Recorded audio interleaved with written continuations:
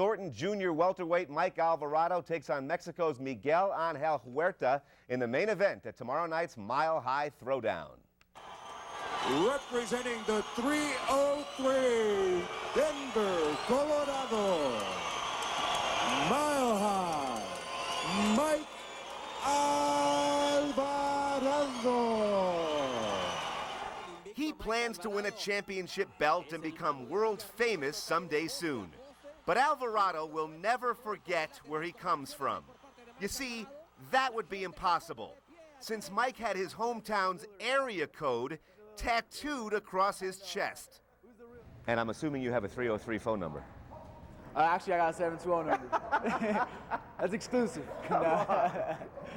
Oh, the house number? Oh, yeah, definitely 303. But your cell phone, 720? I tried to change it to 303, but, you know, the people won't let me. The supervisor at T-Mobile won't let me change it, so I don't know. They're like, you already have 303 on you, so why you want it, you know? Stick to 712. Well, it seems obvious that you need a 720 tattoo now. Yeah, I know. I might just put it underneath. Home number on the front, cell phone number on the back. There you go. Alvarado is as undefeated gets. 97-0 as a two-time state wrestling champion at Skyview High School.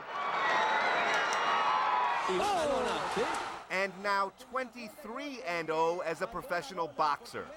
Mike's on pace to become Colorado's first world title holder since Stevie Johnston more than a decade ago.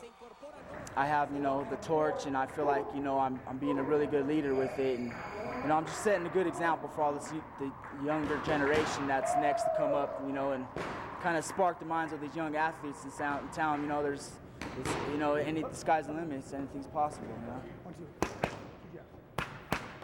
I know I'm going to be shooting for that world title, so, I mean, it's beyond just locally. You know, I want to be worldwide known as a good fighter in the game of boxing. Alvarado hopes to receive the support of everyone in the Centennial State and doesn't want anybody outside of the 303 to feel alienated or disrespected. So, if you live in the mountains and you have a 970 phone number. If that's where I was raised from, maybe I would have had 970 instead of 303. But who are those people? So that's Denver, you know, it's like the whole, you know, the city. It's the city of Colorado, so, you know, it's representing all of us. If you live in Colorado Springs and you have a 719 area code. It's still representing Colorado Springs, too. 303 is representing the whole state of Colorado. From the 303 Mile High, Mike Alvarado. 16 of Mike's 23 victories have come by knockout. His poor opponents are left lying in the ring. You know, all they can remember with double vision is a 303. Hey, this is sad. Broncos superfan Tim McKernan has been diagnosed with an inoperable respiratory disease and told he has between 2 and 6 months to live. The very instruments he used for 30 years to lead cheers for his favorite team are shutting down. The barrel man's lungs are killing him. I'm not sad for me. I'm sad for my family.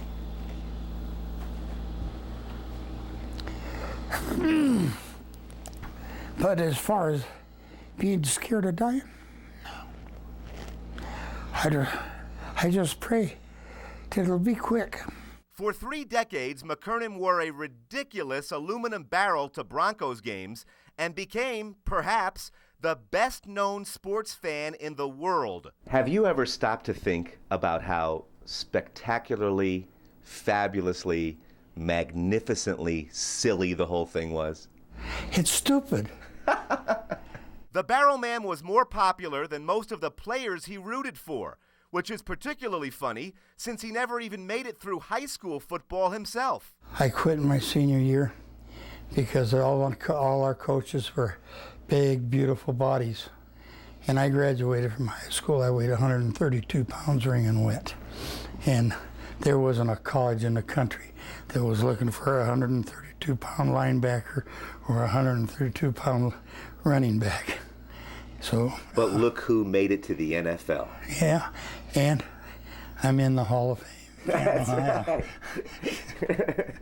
It's true. McKernan was inducted into the Hall of Fans at the Pro Football Hall of Fame in Canton, Ohio. You may kiss your bride. He even got married in a barrel and modeled 22 different cylinders over the years. But the one question everybody always approached him with never changed. They always ask me what I'm wearing under the barrel. And I tell them, boots. Now, what was inside the barrel kind of depended on where we were at the time. If I was in a parade up on a float, yeah, I had orange running shorts on. However, there were some times that we had to be realistic with it to keep the mystique real. McKernan doesn't regret spending all those Sundays in suspenders. It was a barrel of fun. But just hopes that isn't what he's best remembered for. I want him to think he was a good husband, good father, good family man, and the ultimate Bronco fan. And that's the way I feel. Somebody might come along someday and be more of a Bronco fan than I am, but come on. I've got my doubts.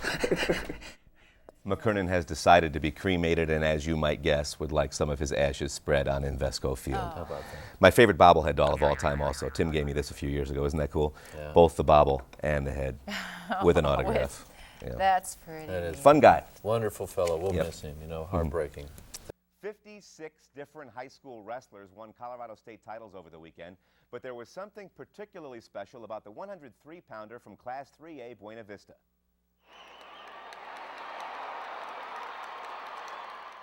Tears are pretty common at the state wrestling tournament, but there was something very different about those flowing from Corbin Bennett's eyes. My dad's taught me everything I know, and just right there at the end, it didn't matter how much conditioning I had, as tired as could be, I just had, the only thing that gave me strength was him. Just think about him. Bennett's lost his father, Doug, to a heart attack last month, and now he uses the memory of his dad as motivation every time he wrestles. The whole time, man, wrestling's about the time when I feel closest to my dad. I hear him out there when I wrestle, and just love it. The championship match was decided on points and turned on a move by Bennett in the third round that secured his 4-3 victory. Oh, it's great. My school's actually never had a state champion yet, so I'm the first one for my school too.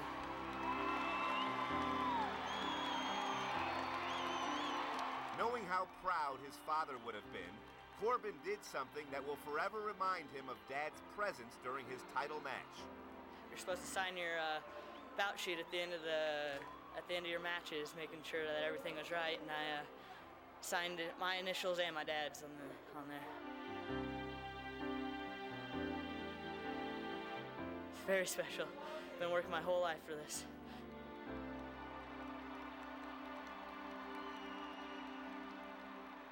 So now the score sheet says Corbin Bennett won, and for initials it says CB and DB. Isn't that cool? Yeah. Only thing remaining in the high school basketball season is an all-star game. And although Longmont senior Larkin Poynton didn't score a basket all year, he deserves an invitation.